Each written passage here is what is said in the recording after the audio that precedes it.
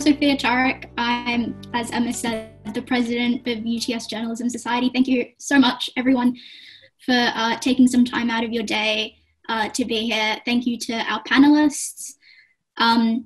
If we would like to go around, I think starting with Ben, just give us a little bit about yourself. Sure. Hello, everybody. Can you hear me? So my name is Ben Spraggan. I'm the lead designer of the Story Lab team at ABC News Digital. So our team's existence, we exist basically to experiment with different digital storytelling types. So we're a group of journalists, designers, and developers, and we sort of work together to try to sort of push the boundaries on what digital journalism can be. My background is... Oh, sorry. Go ahead. No, keep going. No, I'll get into it later on. No. Okay. Next up, Jodan. Get that mini mute button. Hey, Ron, I'm Jodan Perry. I'm a Wiradjuri man from Newcastle, and I'm senior producer, journalist, and presenter at MNITV using current affairs. So basically, my job's a little bit of everything. I'm really in charge of all the outputting television every night, and for our masthead programs, The Point and Noola, that go out every week live, also on SBS. That's my main job, but I also dip my feet into digital work as well, subbing digital stories, and also a lot of management too, and managing people and mentoring young journos. Well, Emma. Hi, I'm Emma. I'm working at Mamamia as an editorial assistant. And so that's just kind of all of the, I guess, one of the lower positions in editorial, and I'm just picking up all the extra work. So I started there last year, and if you're not familiar, Mamamia is a women's media company, and it's Australia's biggest women's media company. A lot of lifestyle, news, and all that sort of stuff. So yeah. Awesome. Luke Stacey. Hi everyone, my name's Luke. I also studied journalism at UTS. Started there in 2016. So I'm still quite new to the journalism industry. I've been working at Michael West Media for almost 6 months now. Started doing the Revolving Doors series, which is looking at how politicians and lobbyists are moving in and out between industry.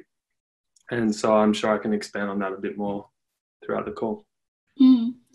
Well, talking about politicians, Noor? Oh, hey everyone.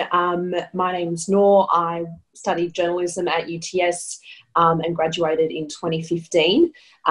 Shortly after graduating, I started working as a producer at Sky News. I worked in their digital team and was there for a couple of years before taking on the ABC cadetship in their Sydney newsroom.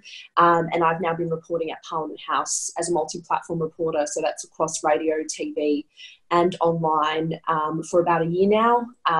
And so I can go into more detail as the session progresses about what that involves. Awesome. And finally, Amber Schultz. Hi, I'm an investigative journalist at Crikey, which is an online publication, one of Australia's oldest independent publications. I do mostly health and disability are my main two areas, but I also do a lot of politics. Crikey's a bit different. We don't do breaking news. We do a lot like in-depth, similar to Michael West Media, a lot of in-depth analysis. I've been there for about a year and a half.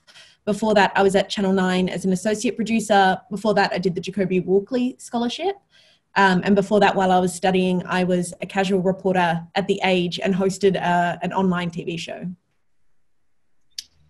Awesome. Thank you all so much for taking time out. First question, we'll get right stuck into it. What was your first job as a journalist? How did you get it, and what prior internships and volunteering had you done beforehand? So Noor, you mentioned that you were at Sky. Would you like to elaborate on that? Yeah, of course. I actually took on the Sky cadetship. I was actually encouraged to take it on by one of the tutors at UTS in my final semester. So I kind of reluctantly submitted an application, not thinking that politics or even that sort of 24-hour news was where I wanted to end up, like where I wanted to be.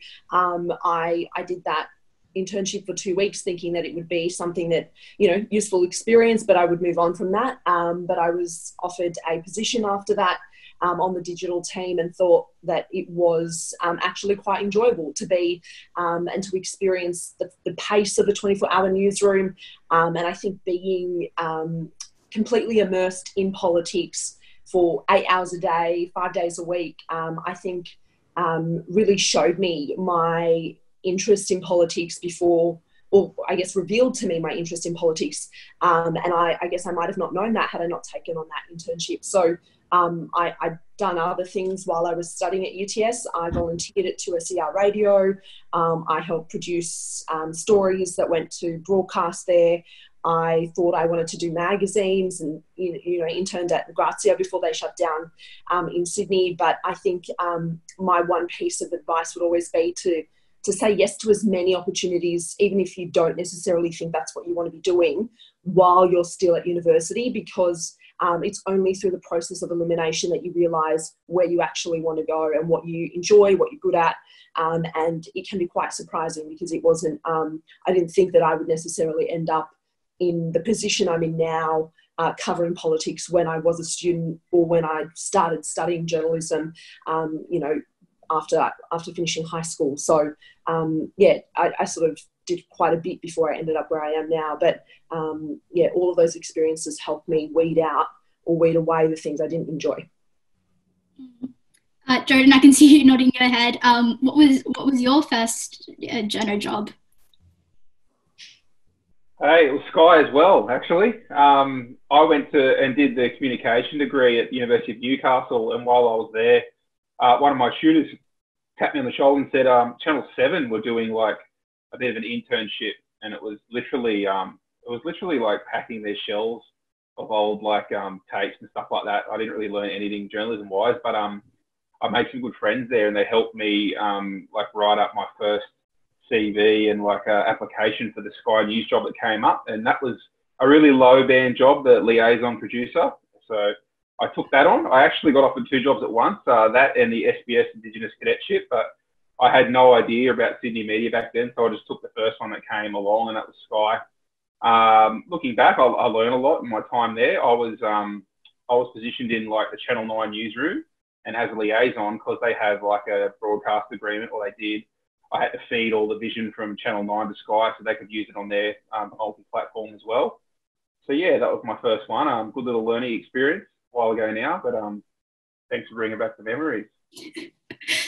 Yeah. And Ben, what was your first job? Was it to do with user interface and multimedia?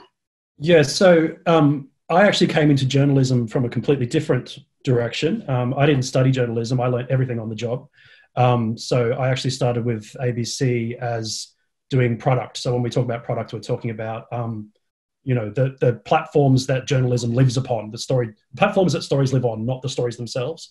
And as time went on there, that role basically morphed more into an editorial design role. And so from that point on, we, you know, the Story Lab started up, and I had the opportunity to work with, you know, a bunch of people who are dedicated to nothing but storytelling. And so that's where sort of things have ended up for me, learning from a lot of really good journalists. And sort of we try and sort of through osmosis teach each other our different fields and sort of spread how we can improve journalism digitally generally in that way. What about you, Amber?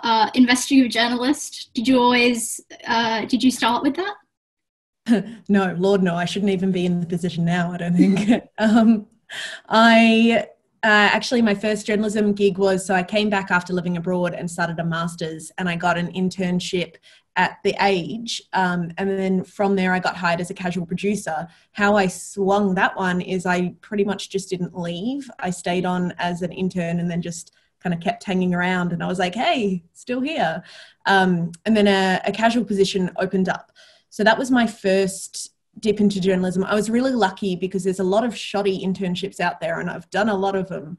And it's really tricky because whilst you should say yes to every opportunity that you get with, you get offered, you should only do it if you know that it's benefiting you. If you start to feel like you're being taken advantage of, if you start to feel like you're doing something that you should definitely be paid for, and if you're not learning anything, walk away.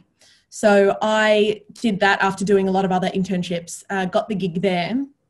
And then from there, I mentioned I made this late night talk show using the university's resources. So I wrote a pilot script for like a late night, news show, took it to the university, said, can I use your studio? They said, look, have a go. I did, and that got picked up by community TV, and it's still running. It's in its like 5th season, I think. And so from there, I got the Jacoby Walkley scholarship, and from the scholarship, I got hired. So I think the main lesson of my trajectory is say yes and constantly be looking for opportunities and constantly being trying to create your own content. Don't just sit there and, like, if you go to an internship, don't just sit and wait for them to assign you a story. Come in with stories.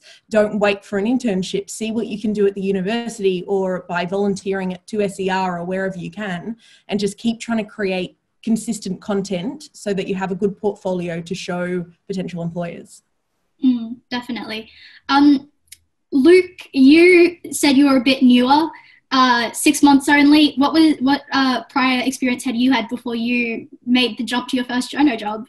So yeah, very green, that's for sure. This is my first on-the-job experience in journalism. I was actually pursuing the film industry prior to this, so I can speak a lot to what Noor was saying about pursuing a different path and using this time as a really great opportunity to work out what you don't like. So I took that overseas at the middle of last year, about a year ago, went over to the US to study screenwriting, and then headed over to the UK at the beginning of the year to pursue a career through that. So COVID actually forced me back home, and it's actually turned out for the best. So I think it was that action of coming all the way back home, then I was able to reassess that wasn't the path I wanted to take. Because I think when you're over there, or when you're fully committed to something, you feel the obligation that you have to see it through. Maybe it's just you want to stay true to yourself in a weird way, even if you know maybe that's not the case. So really listen to your inner voice, in that if you really feel like something's not right, then definitely take the time to take a step back and look at your options. So that's what happened when I came back to Sydney, and then approached Michael West. And I would have to say, given my lack of experience prior to this, it would just be a matter of fortunate timing. So yeah. And finally, Emma, you also have a pretty new job. It's a pretty big job still. What was your prior experience? Yeah, so I came straight out of high school and was set on doing journalism. So I jumped straight into a Bachelor of Journalism at Macleay, which is kind of near you guys. And pretty much maybe 2-3 months into my degree, I was like, I want to be working. I just want to get straight into the industry. And I was a really big fan of Mamamia's podcasts and their website. So I was super familiar with their content, but they weren't offering internships. And also my university wasn't getting the trimester 1-2 students internships until they were a bit further into their degree. So I reached out to the HR manager for Mamamia on LinkedIn. I was just like going where I could. I think they were the only people I reached out to, but I said, hi, like, I'm a huge fan of Mamamia, actually not intending really on women's media, but mainly I think what Mamamia does well is that they've got really good public figures. And so I kind of saw Mamamia less so as like a news company and as the writers and the people, based on, they have a presence. So I reached out and she said, look, we don't do internships at the moment, but feel free to come into the office and like you can help us pack a few bags and you can meet the team. So I came into the office and I was packing some bags. And if you're familiar with Mamamia, Mia Friedman happened to walk past and she was like, who are you? What are you doing here? And I was like, I'm Emma. Did a quick pitch. I'm a journalism student. I really would love to work here if you've got any opportunities. And she was like, okay, you start on Monday. You're our new intern. So that was great. I started, and at our uni, we have a required internship placement. So you have to do 120 hours. And I did that. I went there for, I think it was 2 days a week for about 2 months. And yeah, at the end, I was really going hard at that internship. I was, you know, staying back late. And at the end of it, they said, we've loved having you. Are you wanting to stay? So got that job, just an editorial assistant. And they've been really great to say you can manage it around university. So through that, I've just been doing probably around 30 hours a week because I'm just, you know, going as hard as I can. And then, yeah, at the end of this year, I'll be going full time. Awesome. Yeah, it sounds like everyone has said, I guess the main thing is to really be proactive and to go out and chase editors and chase people. Sophia, you put yourself on mute, sis. Okay, yeah. Sorry about that. So our second question is, what key skills do you think students should have and should develop through the course of their studies that will make them more competitive in the industry? So we'll start from Emma, since we started last before from you. Yeah, there's so many. I think that what journalism degrees at the moment are doing really well is that they are giving you the opportunity to look at all these different areas like video and like all those multi-platform skills. And I think really taking advantage of those subjects and your lecturers, and also going, I guess, to like journalism societies and things like that are a really good start, and reaching out to people over LinkedIn, things like that. But mainly my thing was that, like, just be super persistent. I kind of harassed that HR manager until she was like, okay, fine, you can come in. But yeah, I think it's about showing up, and then when you're there, really going hard and making yourself seen. Because Mia Friedman, when I happened to stay one day, she said, oh, come in through, you can watch one of my podcasts, like come and sit in on a podcast recording. And I was like, oh, thank you so much. And the podcast went well over time, and it was 5:30 when it finished, and she went, oh, you have to go home. But I happened to go, I'll get my mum to pick me up and I'll stay a bit later. So I was sitting and I kept doing this work, and we happened to be leaving the office at the same time. And she was like, what are you doing here at 7 o'clock? And it was just being seen by Mia, who didn't have much control over, you know, actually my position, because that would be the editors and the managing, you know, HR, as I said. But being seen by the people that matters and showing up and getting in their face is what makes you memorable. And internships, I think there's a lot of opportunity to come from internships if you're doing that. Nora, you graduated from UTS a few years ago. What skills would you say makes you really competitive and stand out from the rest? Well, I think I'd probably echo a lot of what Emma said, in that one of the great things about the way the UTS course is structured is that you are, to a great degree, required to dabble in print, radio, and broadcast video journalism, which I think a lot of journalists are expected to do. It's not across the entire industry, but at least in my case, on any given day, I will be required to file across any of those platforms. So the skills that the UTS course provided me were foundational, but they were there, and they allowed me to sort of build on them once I started at the ABC, once I went through that cadetship process. So I mean, I never, as I mentioned earlier, never thought that I'd particularly be covering politics, or that's where I would want to end up. But I found that by trying different things, I was able to kind of ping pong my way into this role. And that's the same for the medium of journalism that I'm a part of. So even though I've ended up in a multi-platform role, but I really, while I was at uni, thought I would like to do long-form radio storytelling. And I know I did my Media Hub subject, which I don't know if is still offered at UTS, in audio storytelling, and had pieces go to air at 2SER, and through that was nominated for a award with the UN, and that, I think, was a big asset in me applying for the ABC cadetship. So it's really about trying to diversify your skills in all of those areas, and trying to, I think, making the most of the time that you are a student to explore all of those interests, because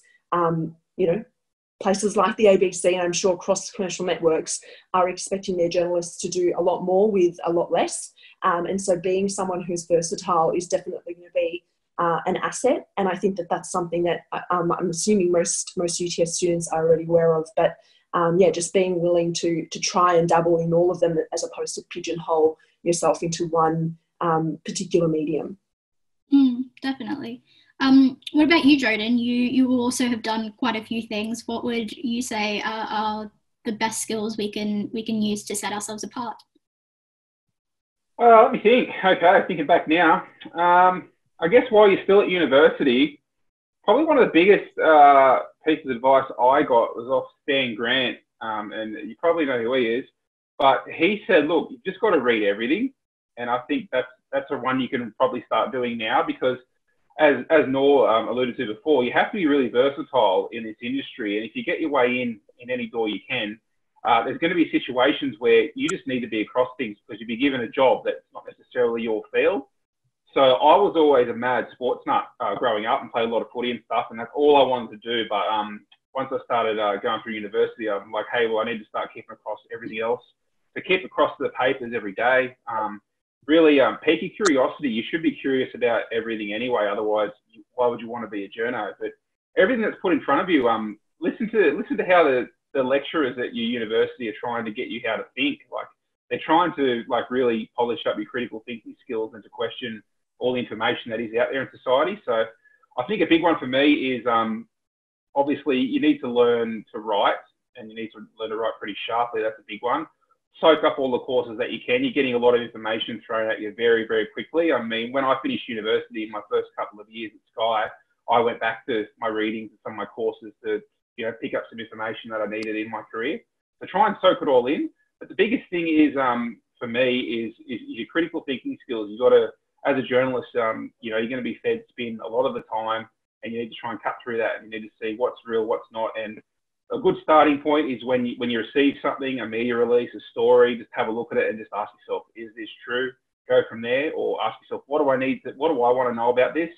And then you can go and chase your story from there. So the big one for me is that you need all your hands-on things. I learned everything hands-on as I went, but you just really need to be curious, and as well, you need to start writing. So I imagine you're doing a lot of assignments and stuff like that, but try and get your name published anywhere you can internally at the university, pitch stories to your internal societies and things like that. Start to get your name printed, and it's going to hold up really well when you first start going for jobs. What about you, Amber? What would you say are the main skills for both a budding investigative journalist and just any journalist? I'd say, a big one is definitely critical faculty. I think especially now journalists have so little time. They're often just writing from press releases, and you've really got to try and see behind the spin and think, why are we being told this story? Why are we being given this message, and what's being left out of the message? Really trying to read between the lines.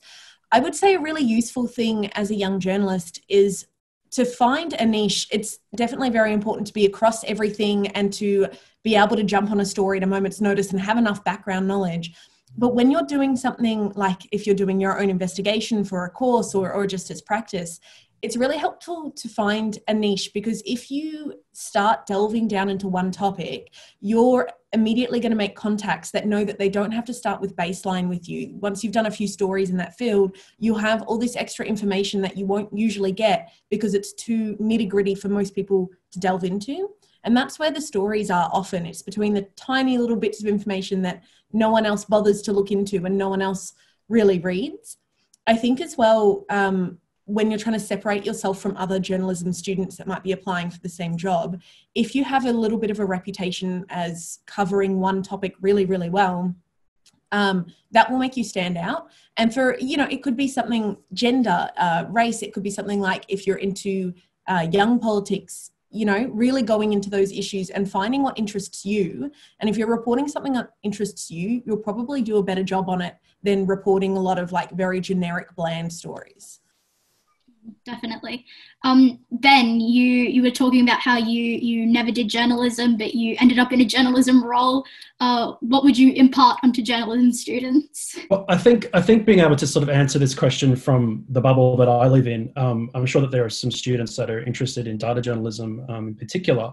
And I think, speaking again to the critical thinking that everybody else was mentioning, data journalism it hasn't matured entirely in Australia amongst the news organisations, but it's getting there. And I think something that would really set you apart is being able to find the data, process and analyse data, and put those pieces back together to tell a compelling story. If you have those skills, you're going to go far, for sure. So if you're into data journalism, setting those things aside and concentrating on that, even before data visualization itself, I think it's critical. Mm-hmm. And finally, Luke, you also never, you did do a journalism degree, but you went off to film. What would you say we should have as our main skills to further our career?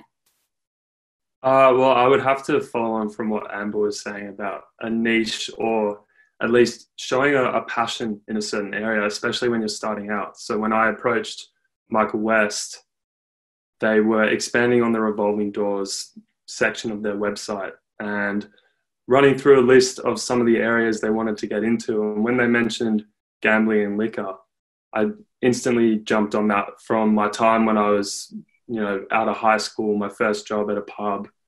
I saw firsthand what things like the pokies and just gambling in general can do to certain individuals. And so it was something that I felt quite strongly about, that I wanted to look into. And I think they took kindly to that when you show a real energy towards something that they're trying to expand on. So definitely just showing a passion and then developing on that, like Amber said, on that niche, and then you'll establish yourself from there for you to then grow outwards as time goes on. But one tip that I've been given by this current project I'm working with a tax lawyer, and a lot of it's working with Excel, and that's something that I'm quite foreign to. So I'm asking a lot of questions to him all the time, just double checking things and making sure I'm on the right track. And he said to me, he said this in the context of law students, but I would say it still applies, is that he was saying for him in his time teaching law students, a lot of the time the students are focused on having the right answers to questions. But he said what sets people apart is knowing the right questions to ask. So I think that would be a really great tip to carry on when you're trying to find work in the industry. Definitely. We kind of touched on this, but what different, I've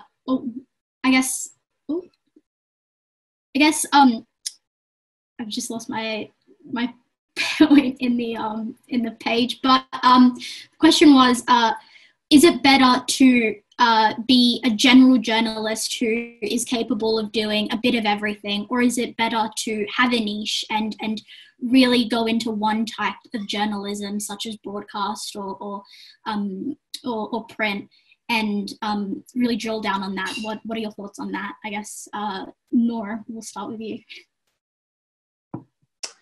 Oh, I think, that's a tricky question to answer, because it really depends both on your skills. So of course, you may be particularly good at, long form feature writing, and that,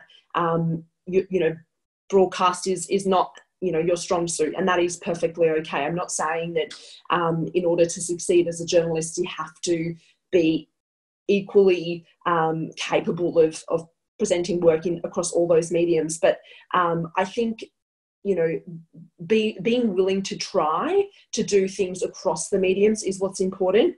And, through the work that you do, you may end up somewhere, you may be hired by a print publication. And of course, in that circumstance, it would be perfectly logical to sort of expand your skills as a writer and a print writer, because the type of writing, the way you structure sentences, the way you gather your information, the way you interview your talent is very different when you're gathering for a print medium versus when you're, gathering news for broadcast. And the way you ask questions, and it's all different, but I think it's important to at least have the foundations for each of those mediums so you can transition if for whatever reason there are redundancies in your area, or for whatever reason you decide to make that jump further into your career, to at least have some of those basics. But I mean, I think to a great extent was lucky in that I ended up in the cadetship at the ABC, where I was given the time whilst being employed to explore all of those mediums. And, the industry is rapidly changing, and that I know isn't going to be an opportunity afforded to everybody. I think it's really hard to say, but I would obviously always encourage people to try and dabble in a bit of everything while they're a student, because that's the perfect time to be doing that. I think some of the other guys who work for publications that focus or produce content in one particular mode might be better suited to explain that. But as we transition into the online space, I think being able to set up a camera and speak to your talent, and then also to write out a print, like a written piece, and potentially then turn that into a podcast, that is becoming more fluid. And so being someone who's curious to try and to experiment is going to be, I think, a useful skill, even if you don't end up working in that space consistently throughout your career. Definitely. Jodan, you've also kind of dabbled in a bit of everything. What would you say? Is it better to know a bit about everything, or really be specific? I forgot the original question. Was it TV or online writing? Was that basically? Yeah, so it's is it better to specialize in one area, or know a bit about everything? Personally, it's always good to know a bit about everything, but if I was a journalism student now, I'd be putting a lot of my effort into digital writing, because that's where everything's going. You've just seen what's happened across newsrooms across Australia over the year, and jobs are just shrinking, and it's just so competitive to get a job at the moment, and even more so if you are specialising in TV. Like, the TV jobs are shrinking. You need to know how to do everything, but I would definitely be going digital first. I mean, in my role, I get to do a bit of everything, which I love, but I particularly love doing digital stories and telling beautiful digital pieces, because in this current climate of breaking news online immediately, if you are a tight writer, you get your thing up straight away, and that's how we need to be, and companies will expect that. So you need to be able to write quickly for a digital platform and get it online immediately, because it's digital first, and then the bulletins come later that night. So yeah, that's my number one. What about you, Amber? I guess, would you say, as an investigative journalist, what would you say is the medium of journalism that we should be aiming for? As students, get a little bit of everything. Absolutely. It's so much more of a competitive edge if you can go in and say, hey, I can write, I can video edit, I can shoot, I can talk on camera, I can do everything, because I think that's honestly more of the future. Even at Crikey, as an investigative journalist, we're now trying to get a little bit better at being digital. We're quite old school. And I do video editing for them every now and again. And that was a huge competitive edge when I was applying for the job, was like, hey, if you need someone to, I have the skills. So try and do everything. As for where the future is going, who knows, it changes so quickly in this industry. But absolutely try and diversify your skill set.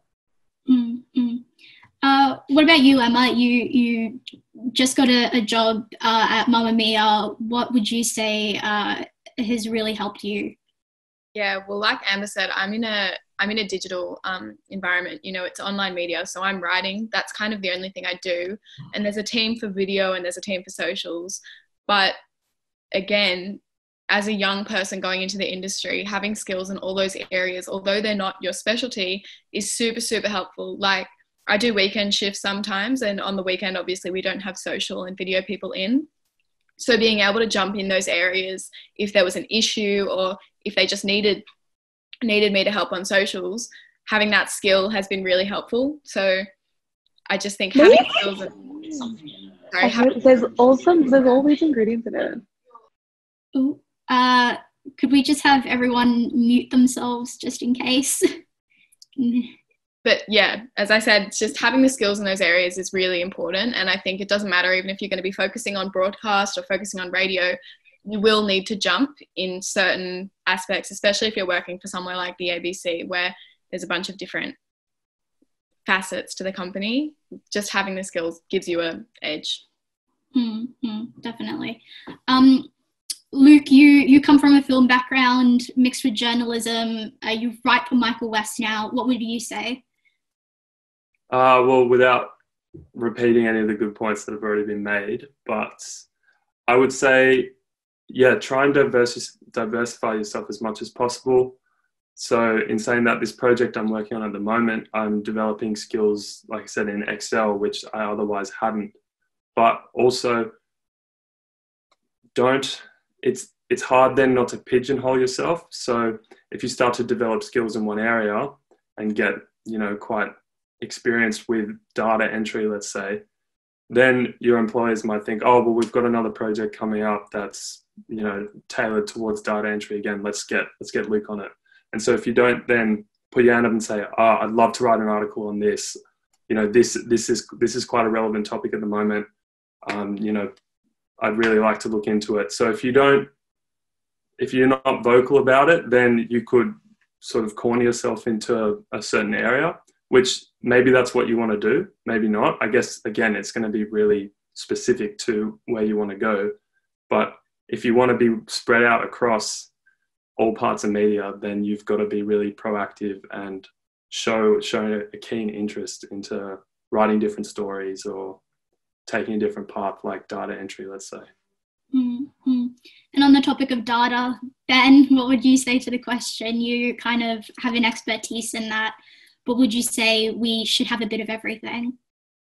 I mean, I think when you're a student, definitely, as everybody mentioned, I think branching out is the way to go. And you'll learn over time what you want to move into. So I mean, I think branch out even more. I mean, how many people are experimenting with interactive storytelling? Give it a go. Just at least know about it. And then just see what you like. But yeah, I think when you're starting out, it makes sense to branch out, try a lot of things, and then sort of pull it back in when you work out what's best for you. Awesome. Thank you so much, guys. So final question, what is the hardest part of working in the journalism industry? And what keeps you going, what keeps you motivated, and what may be a sign that you might not be cut out to just be a journalist? Jodan, what do you say? Okay, what was the first part again? The hardest part about being a journalist? Yeah. Let me think. Oh, a lot of stories are tough to tell. You're going to annoy a lot of people and you're going to upset a lot of people, but that just comes part and parcel with trying to get to the bottom of it and get the truth out for everyone. But yeah, you get a lot of angry shouting down the phones and stuff like that. That's not very nice, but I don't really think there's anything really bad about being a journalist. I love being a journalist. I love writing. I love finding people and telling their stories and hopefully getting them to resonate with wider society. I think it's absolutely terrific. I mean, yeah, I can't see really anything bad about being a journalist. I guess the way, some journalists act, which tars us all with the same brush, isn't very nice. We cop a lot of flack because of actions of a few. But it really is a great job. If you have that creative streak in your body, it's a great way to really, to get that out and to always persist with it, to get into journalism. If you learn how to write and you can write well, you should always have a job in this industry. And I'd recommend it to anyone. I can't remember if there was another part of that question, sorry. It was just what might be a warning sign that you might not be cut out for journalism? I guess if you're not curious and you're not actively bringing stories into your job every day, maybe that's a big sign. I mean, that's what I look out for in some of our young journalists. I want them to come to me with story ideas, things like that. I mean, you just sort of, if you're resting on your laurels and just following the daily news, maybe, maybe that's not really your thing. You need to try and find new information to bring to the people. That's what it's all about, really. That's what I love anyway. Mm-hmm. Emma, what would you say? What have you found the hardest thing at Mamamia as a baby journo? Yeah, well, as Jodan says, it's not necessarily that it's hard. To me, it's actually such a fun industry, and I can't fault it. But for me, I put on a lot of pressure on myself as a young person and being new to the industry, where I just, that is the hardest thing, is just that pressure that, you know, I care about the industry so much and that I want to work really hard.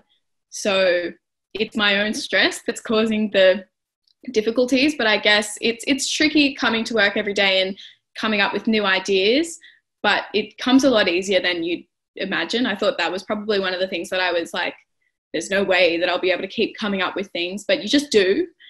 And I guess that a sign that you're not cut out for the industry is, if you're not creative and if you're not, as Jodan said, curious, you really have to love journalism. And so those are sort of some signs, I guess, that you're not probably going to make it.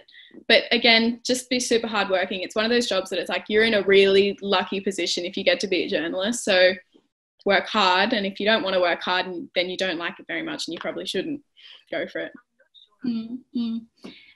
Nora, what about you? I've seen you. I feel like I've seen you everywhere, on TV, on radio, on ABC Online. What would you say? I mean, maybe unlike Jodan and Emma, I have to say I've had a bit of a love-hate relationship with journalism, and the love definitely ebbs and flows. So I would say that resilience is an important thing for journalists to have, because, as Jodan mentioned, you deal with sometimes tough subjects, whether you end up reporting on crime or politics. I guess just the climate that we're in globally now in the middle of a pandemic, you are immersed and you are often at the front of receiving content that we then pass on to our audiences, and that can be overwhelming and it can be demanding. So I think, it's important to be resilient, but it's also important to be resilient because we're working in very demanding environments, particularly when you work in a 24-hour newsroom, or if you're working for a daily newspaper. You know, the expectations from your colleagues about the quality and the standards of your work is high, as it should be, because trust in the media is declining. So we need to be accurate whilst being quick. And that can put a lot of pressure on you. And I think being able to take some tough criticism is important. I'm not excusing some of the behaviour from bygone eras within journalism, or even currently where people can be bullies. I don't think that that's fair, but I think that it is demanding, and resilience is an important thing to have, and to know that if your story is pulled apart and critiqued by your colleagues, that doesn't necessarily reflect on your skill set, and with time you will become better at refining the way you write and the way you edit, and not to be disheartened by those initial setbacks, because we all have them. And I spent a long time, you know, the cadetship, whilst being an amazing experience, was also the most grueling experience I went through, because it was a lot of that, you know, you didn't do that quite right, or nor you missed the bulletin, or nor that you're, you know, 10 minutes late to get that to air. So I think just knowing that, just backing yourself in those circumstances, taking on the criticism, understanding it, but also backing yourself to do better once you're done. I think that probably covers it all. I wouldn't say that there's any one thing that means you're not cut out for it.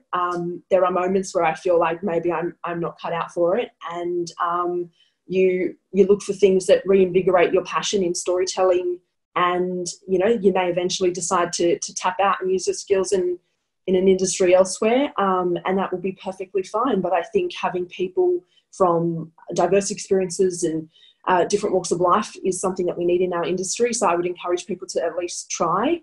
But yeah, I can't say that it's always going to be fun or it's always going to be great, because it's hard work. And yeah, I mean, that's encouraging still, but I wouldn't just say that it's all going to be easy and that you can rely solely on your passion for storytelling to get you through. Mm-hmm.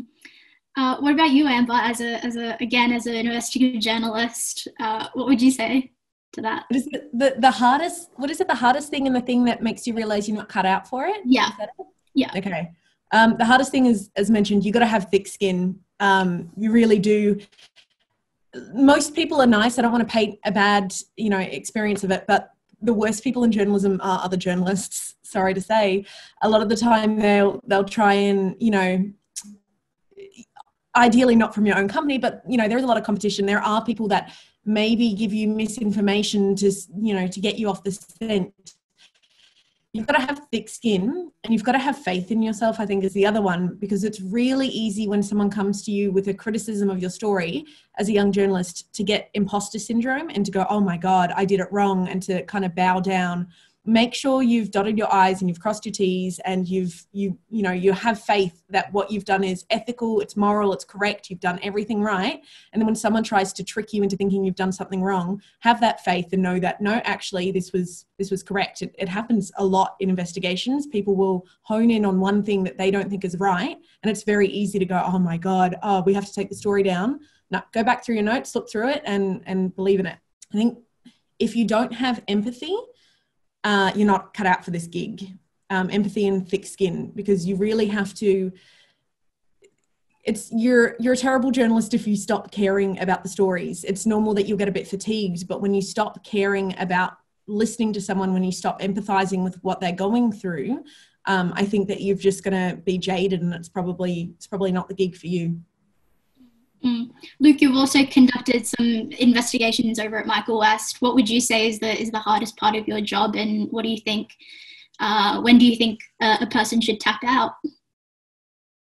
Well, I would say the hardest part for someone who's a new writer with no establishment yet per se would be to find your voice in a story while still getting the story across. So when I put up my first piece on Michael West, Mike called me and said, look, the only people that care that you actually wrote this piece are your mum and dad.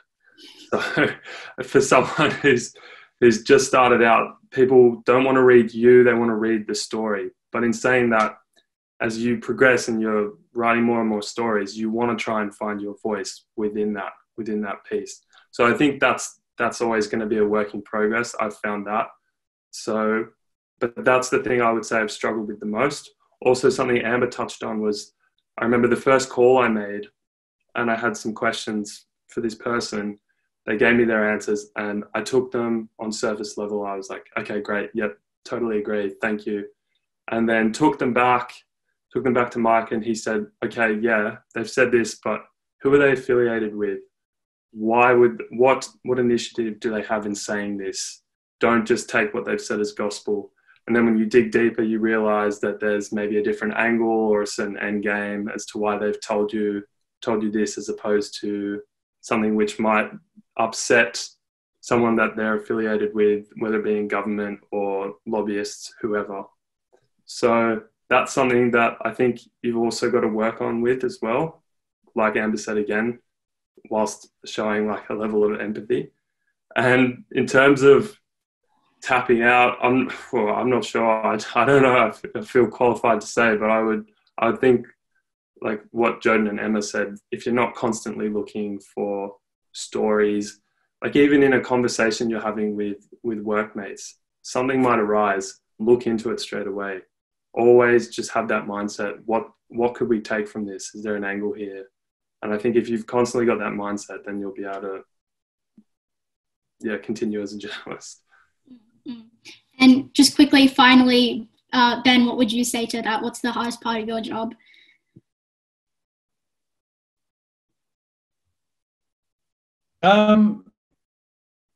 Look, I think the hardest part of my job, and again, I come from a sort of different background here. So the hardest part about my job is really having to consistently prove the value that design and storytelling can bring. Because the Australian industry is quite immature in these fields, it's an uphill battle constantly to do that. No matter how many awards you win, no matter how many journalism awards the team wins together, it's an uphill battle constantly. So finding journalists who are willing to collaborate with you instead of basically try and get you to work for them is a difficult thing. So if you can, if the journalism students here can sort of have the mindset that people come from different backgrounds and can bring different skills to storytelling, then the end product is going to be a million times better. Definitely, collaboration is everything. So those are all the set questions from me. We're going to go to some questions from the chat now. So the first question comes from Stephanie. Do you have any advice for students who want to get into investigative reporting but have limited sources? What would you say to that, Amber, as an investigative journalist? Investigations is really hard to get into, and I think I'm really rare because most people that get into investigations have like 10 years under their belt. So I was really lucky because Crikey hired a bunch of people and they launched this new investigative arm, and they wanted young journalists and seasoned journalists to work together because young journalists, when I talk about finding your niche, we often have a perspective that other people don't. So that's why they wanted some of us, young bloods in to be able to do video editing that was a bit more tech savvy and to bring stories that they wouldn't have. To get into it, it really comes down to investigations are really hard because you spend so much time doing stuff that you think is a lead and then it's nothing. So you waste a lot of time. I struggle with this a lot. Like I'll spend 2 days on something and it ends up being one sentence. And it's really important that it is only one sentence because what I've spent days researching, no one else cares about. I just have to prove that fact. So you can often lose sight of what the story is and what's important because you go down these rabbit holes. So when you're starting out and if you want to be an investigative journalist, I would say think small and think in your life, think of something that you've noticed and you're like, oh, that's a bit odd. And the first step of journalism would just be like, this is odd. What you've got to do is you've got to prove why that's odd and why you've been given that perspective that you have, right? A really good tip is to follow the money. So say if you're, I can't think of an example, but you look at one thing and then you go, okay, who's telling that message? Who's paying that person to tell that message? Who is supposed to be on the receiving person of that message? And who are they affiliated with? And really start with one thing and then try and find the networks. And then just start doing that repeatedly, start printing stuff, and then go to other people and see what they think of it, and build a portfolio. Awesome. Luke, you've also conducted some investigations. What would you say to that? As students, we have limited resources. We don't have all of Michael West behind us, unfortunately. How do we begin in those kinds of investigations? So I would say I myself still struggle in terms of sources, still starting out as quite a new writer, but build on the ones that you create initially. So for me, when I was thrown into writing my first piece, the people you're working for are going to help you out in that regard. If there's an angle, they're going to try and steer you in the right direction. So another thing I struggled with is if you make a call to try and to get comment or anything along those lines, just be confident in what you're saying. Like, it feels strange at first to say you're a journalist writing for so-and-so and you'd like to get a couple quotes, but you don't know where that's going to lead in terms of you might then be able to revisit that source and who they might know. And it could seem totally unrelated to the story you're working on, but you never know. You're building that network. And that's really, when you're starting out, that's all you can hope to do. Something I thought I found when I didn't necessarily have a source to work on was try and look into journal articles or scientific reports, because that can really give you a lot of it can substantiate what you're trying to say without having a certain source. So that's something you could fall back on, but I know that doesn't really help in terms of building a network. But you can only really work with what you have in front of you and just really try and expand on that. Definitely. So we've got a question about,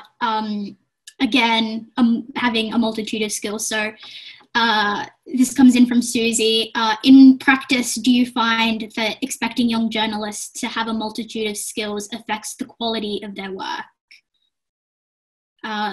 For I guess, Noor, how do you think that has affected your work? You know, doing a variety of things over multiple platforms. Do you think it does affect your output? If I'm entirely honest, I would say yes. You are spread quite thin when you are filing across various platforms in your day. Everyone would love the luxury to sit around for 6 hours and type up their online story before uploading it, and have the time for lunch and the coffee with colleagues. But that's just not the nature of the industry anymore. So I think you are, and you get better at it. I certainly, and I'm not perfect at it either. And I look at a lot of my colleagues who have a far more efficient filing plan when there is a breaking news story. If you are one of few journalists in the newsroom, you are expected to do a couple of things simultaneously. And there are, I guess through practice, you formulate just these little templates that you get good at following. And of course, this applies in sort of news environments as opposed to more current affairs stories where you might have more luxury in terms of a week or so to pull together a story. But, you do get better, and it is a skill that you hone by doing it more and doing it under pressure, to be able to sift through the unnecessary information that might pop up in a press release, or to be able to decipher what the message is and run on air, do your cross, and then get back to your desk, type up a couple of lines for your online story, flick that over, record your radio voicer. Like, that is a workflow that you get better at. It's not a natural thing for us to be, just switching between those mediums all the time. It is challenging because they all require slightly different ways of writing and ways of thinking and ways of speaking. But you sometimes drop the ball on one, and as I mentioned, there are on occasion you're writing your online story, you miss the bulletin for radio, but that is something you get better at, and something that it's kind of quite hard to fight.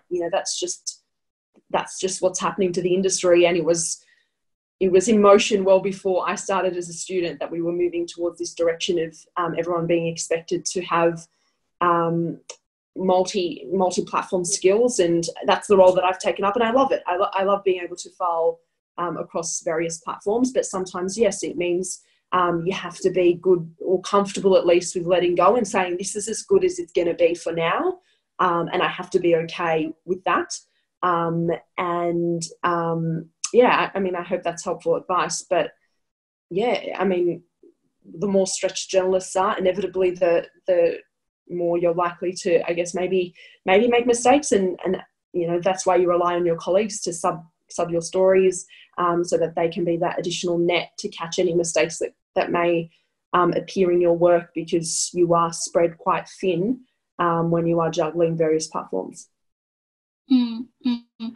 We've got a question from Marlena, who says, what's been the biggest mistake you've made and how have you learnt from it?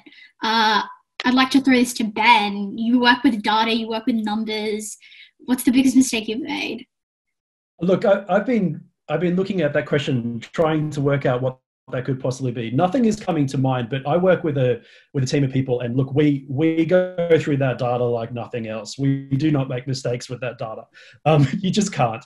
But having said that, data, as rigid as it is, can still be interpreted in different ways. So you really need to be sure about the story that you're telling, and that data needs to back it up. But you need to understand that data can be viewed in different ways depending on its context. That's sort of hard for me to explain that, but I guess what I'm trying to say is, you may be very sure about something, but always look at it from every angle, because there might be something that comes up that you haven't thought about, and having many eyes looking at that helps.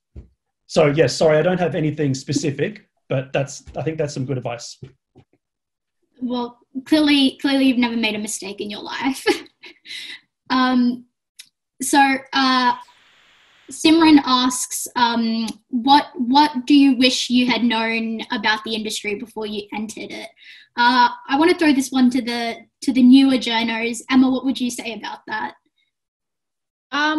Probably, I mean, you know, as women, we have a lot of imposter syndrome. For me, my thing would just be, I wish I knew it wasn't as intimidating and scary. I guess when I entered, I wouldn't speak up when I had ideas as an intern because I thought, oh, they don't really care what I have to say. I'm just the intern. But I guess we're in this career and you're studying journalism. You're obviously doing it for a reason. And being younger actually gives you an advantage in the industry in that you have different perspectives to your older colleagues. So I guess I just especially I've been working there for a year now. You see that the team, they really, they want to hear your ideas and they're really supportive in hearing them. So I just wish I'd known to speak up.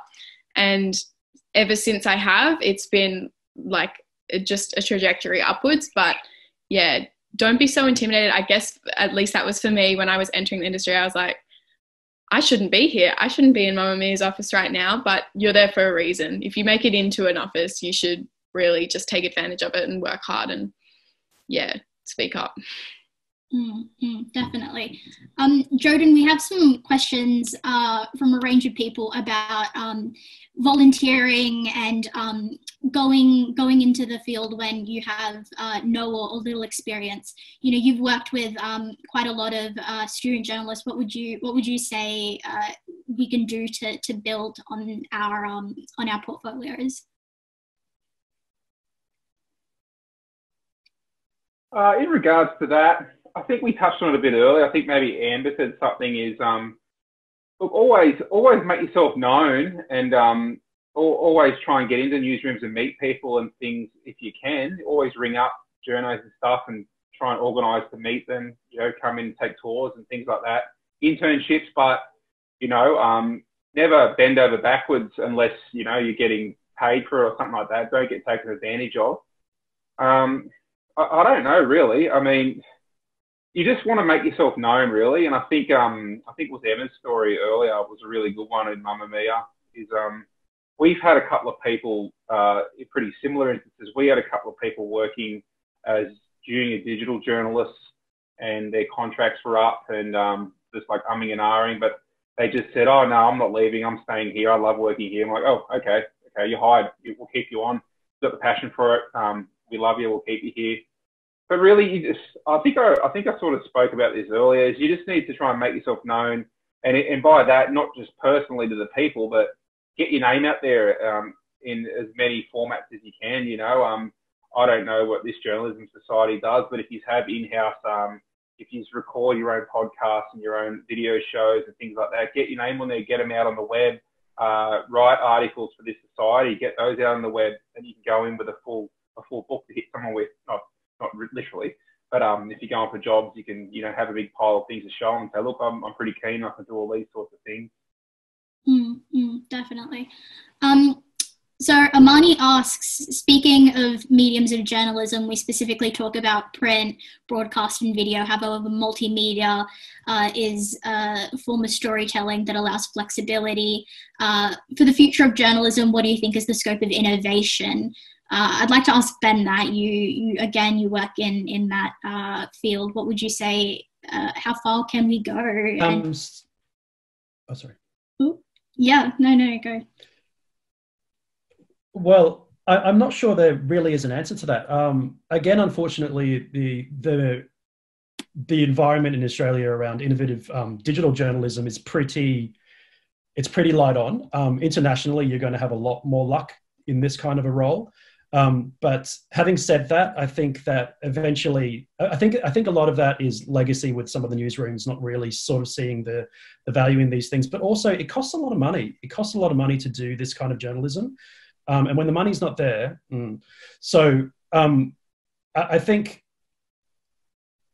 that there is definitely a future in it. There has to be. And when people see the value in, say, being able to personalize a story to an audience, there's just huge value in that. It's just, it may not be, it still needs to mature in this country. So yes, it exists, and it will get more, there will be more jobs in this kind of role, but it's just going to take time, I think, and hopefully the industry as a whole will sort of, money in the industry will improve eventually, and that will help this sort of work flow through.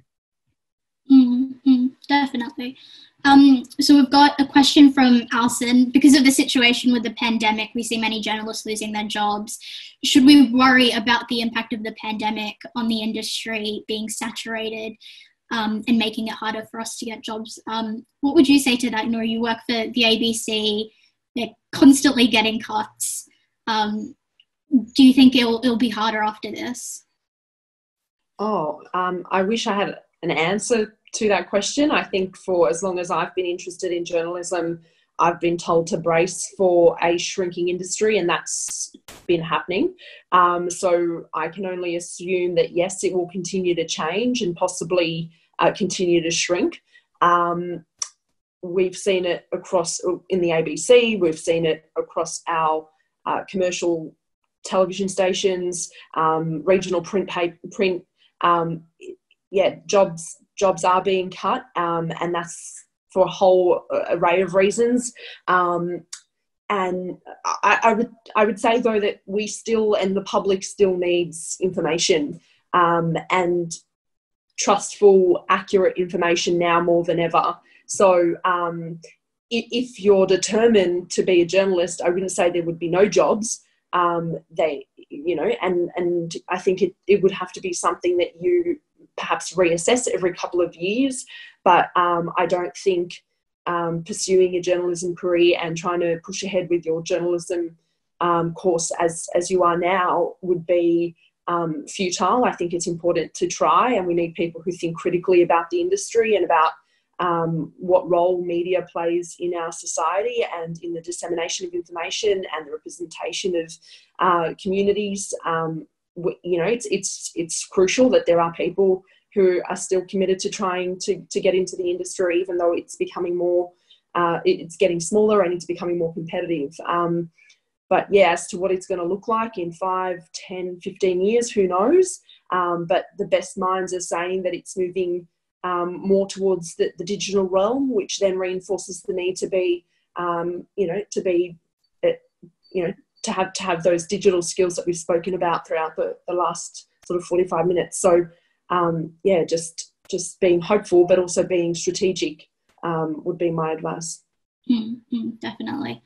So Susie asks, what are your thoughts on the rhetoric of mistrust of the media? How do we create assurance amongst audiences?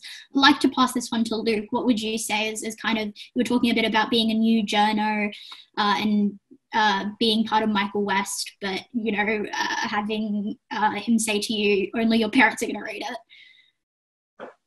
So wait, could you run that question by me? So what are your thoughts on the rhetoric of mistrust of the media, and how do we create assurance amongst audiences? Of our own work? Again, I think it would come back to sources. If you can really back your work up with as many sources as possible, cross-referencing, checking that way through your editor, I would assume that's the best practice. But I guess versing yourself well with mistrust in the media in general. So I found that starting out, a great thing to do in your time off is read something like Noam Chomsky, and I don't know, get an understanding of media manipulation in general from history, things like that. That to me would be the best place to start in addressing mistrust. We've got a question from Lani who says, what's the best part of your job? Do employers care about your resume, your portfolios and networks? I'd like to direct this one to Amber. You were talking a bit about going overseas and coming back and winning some awards. Is that a dog? Oh no, it's a cat.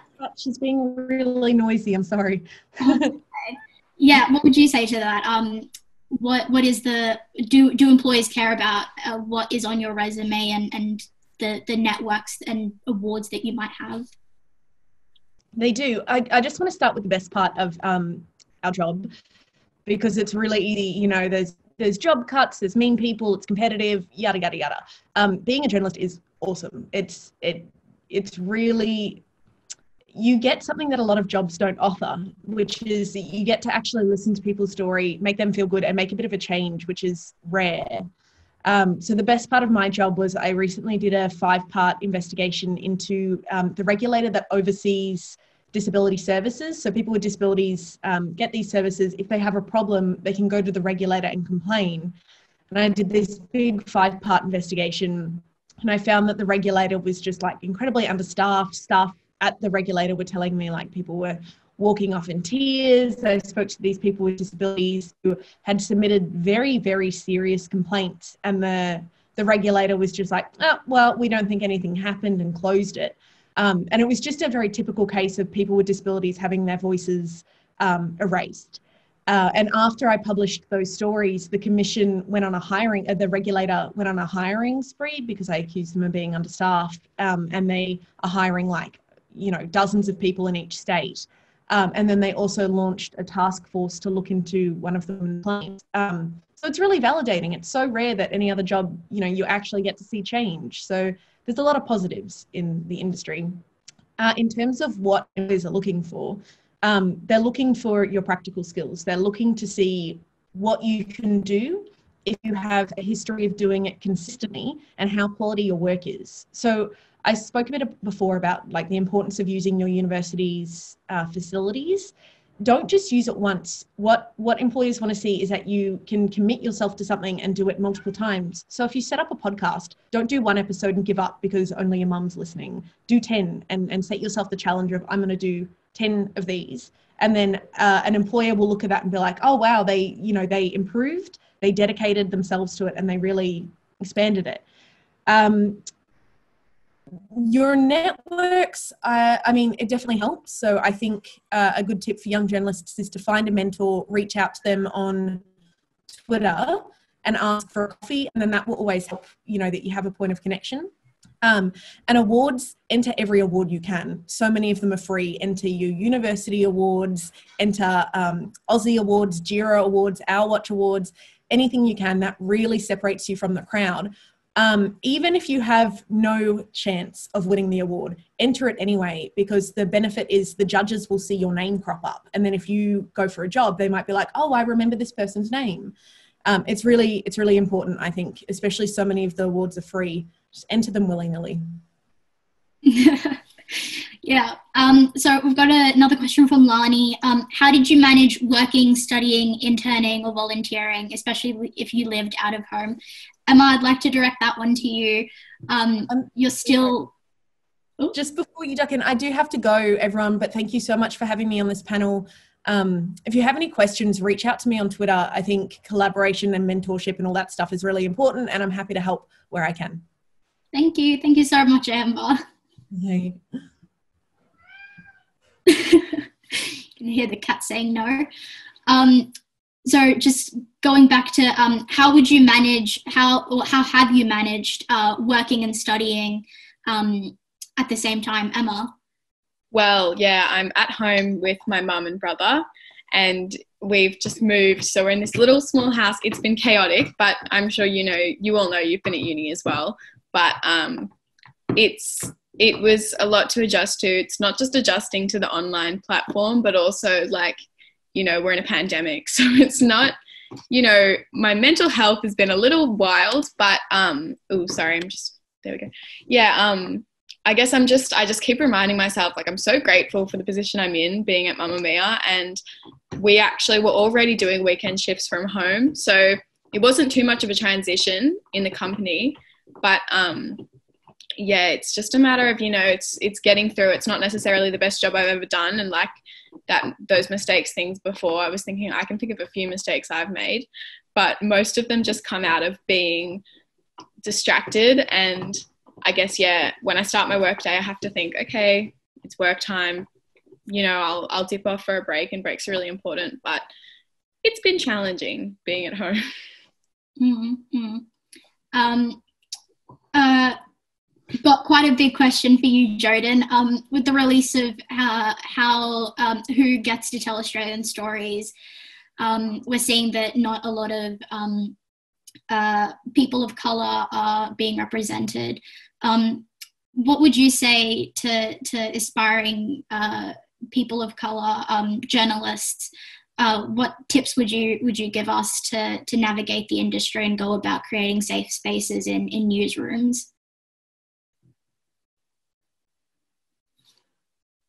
Yeah, good question. I've got a couple of parts to this. Obviously, if you're just sort of getting into journalism and newsrooms, something that Amber said, if you are a young person of colour or Aboriginal and Torres Strait Islander, reach out to someone that you know in the industry and talk to them, touch base with them. They can be a bit of a touching point for you to have a yarn to, get some advice, raise concerns about the industry. But I feel while that report was horrible, it sort of just confirmed everything we did know. And I think specifically in this moment now, with how strongly the Black Lives Matter movement's taken off across the world, there is going to be a lot of change in the media industry. So I think it is a really good time now for young journalists and young people of colour to come through the industry, because as we know, Australia is multicultural, and we can't just have one specific type of person all throughout our screens and all on one specific type of person at the editorial level making all the daily calls about the news we consume. So I would say keep into it, go for it. I think it's going to be a great time for people of colour and Aboriginal people across the country, especially in media. So keep it up. There's going to be a lot of space for you, and a lot of these businesses are going to create spaces for you to be heard. So I'd say keep at it. If I could add, Mamamia, I'm not sure if people are familiar, but we recently went through a bit of controversy because we're trying to be super committed to diversity, and there was following the Black Lives Matter protest, I think we had Sonia Kruger. It happened to go along with the same launch of Big Brother, and Sonia Kruger appeared on one of our podcasts, and in the past she's made awful comments about Islamic Australians and saying that they don't belong here. So we had a bit of a controversy in our beauty sector because it was for a beauty podcast. And since we've made a commitment to diversity, and it's so interesting how my company's approached it, and it's really interesting coming at it from a young journalist perspective. It's such a shame that Australian stories are so predominantly white, and we don't get to hear the stories of the people who are in our country. So Mamamia is committed to a 50% diversity in our podcast and video space. Editorial, we're looking so much for diverse writers. So you're in a good time to kind of explore that and pitch to news organisations, because we're looking for those perspectives, especially on issues like The Bachelor. I mean, we're an entertainment women's media company. So we had a writer who had a perspective of a woman of colour responding to, if you guys watch The Bachelor, that controversy where there was a redhead talking about how she's being discriminated against. So your perspectives could be like, right now is a really good time to share them because people want to listen. And I think that we're going through a really big period of change in that area. Definitely. I've got Nora, you were talking about before how you've had, you've had some a love-hate relationship with journalism. Susie asks, how much autonomy do you feel you have over your own stories and reporting? And have you ever had any issues with reports or producers that have included any ethical concerns, and how were they resolved? Interesting question. So I guess being at the ABC, I'm in a pretty privileged position in the sense that I'm able to make the case for everything that I write, and I think everyone has to, or is guided by, a charter, and everyone likes to adhere to very high standards in our reporting. That doesn't mean that you won't have editorial conflict with people over how a story is framed or written or structured, and that, I think, is being able to push back on changes is something that comes with expertise and with experience. So I certainly wouldn't have been, criticising an edit or pushing back against an edit on my stories, which happens for a whole bunch of reasons. Sometimes it's to to crunch a story down for, practical reasons. Sometimes it's, just a differing view from a colleague about how a story should be framed. But I also worked at Sky News for the first sort of 2 years of my, after graduating from university. And I think that, you may end up in a role that you have ethical concerns with or moral concerns with. There's, a woman of colour, someone who wants to see a more diverse media that is more reflective of the society that we're in, being someone who was producing and working on the digital platforms that Sky offered at the time, whether that was programs like Andrew Bolt's programs or Outsiders, created, a real moral dilemma for me. And I think I was constantly reassessing what the benefits of that job were versus the things that I was more like personally grappling with. And I think being able to produce news quickly and, expanding my understanding of the media landscape, covering a federal election, that was a huge asset for me. And I think without that, I wouldn't have been able to then land the ABC cadetship. But at the same time, it took its toll on me. I didn't want to be the person hitting tweet on comments that I found, to be personally offensive, but also in some cases inaccurate or sensationalist that someone like Andrew Bolt was saying at the time. So I think it's always important to know what your values are, why you're in the industry and what's important to you.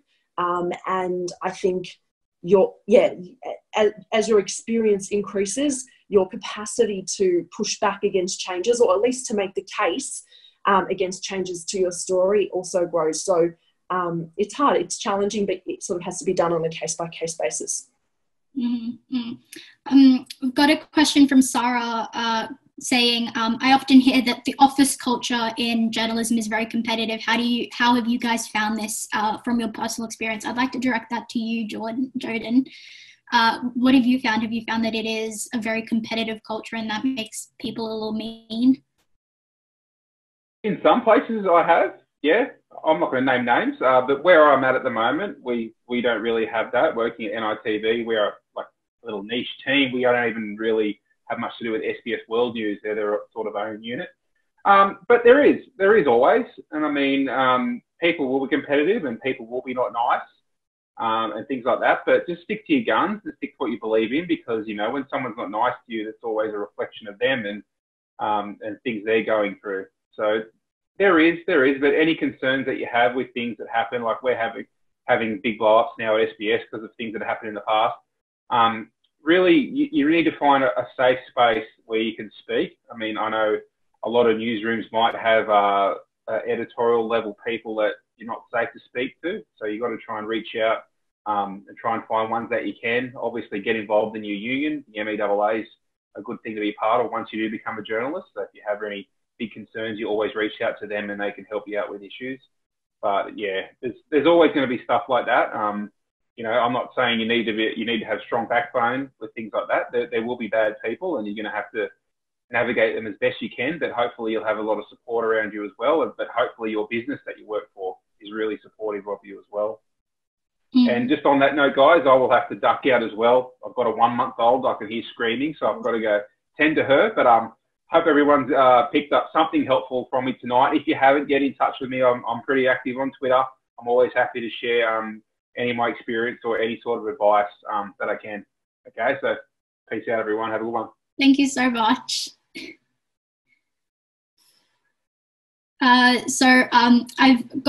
We're nearing to 7:30, so I've got one final question from Alina. For I think Luke, you'll be probably best at answering this. Any tips on founding your own independent journalism platform?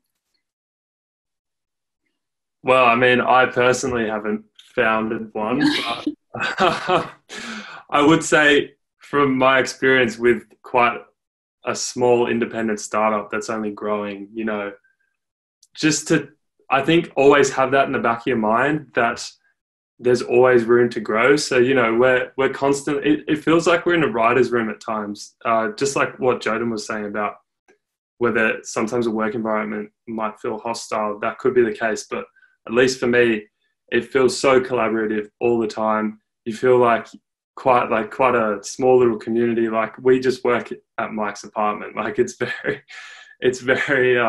close knit, and you're just always up for different ideas. Like, we're looking, should we release a merch range that's looking into like a play on words with the sports rorts? So like releasing some rorts wear, sporting goods, things like that. So I think you've always got to have that in the back of your mind, like that creativity. Always look for different angles to set yourself apart. I think that's, from what I've gathered, a really key component to the independent side of media. So whether that be, you know, Mike has reached out, and I'm sure a lot of you know Friendly Geordies. So he's gone and done an interview with Jordan Shanks on his YouTube channel. So I think that's the main takeaway. Always look at different ways of exposing yourself when you're trying to grow your audience. Those are all the questions we have for the time. I see Sue is telling Ben to check out Central News. That's the UTS news site. Thank you so much, everyone, for coming, to the panelists for participating. It's been a wonderful night.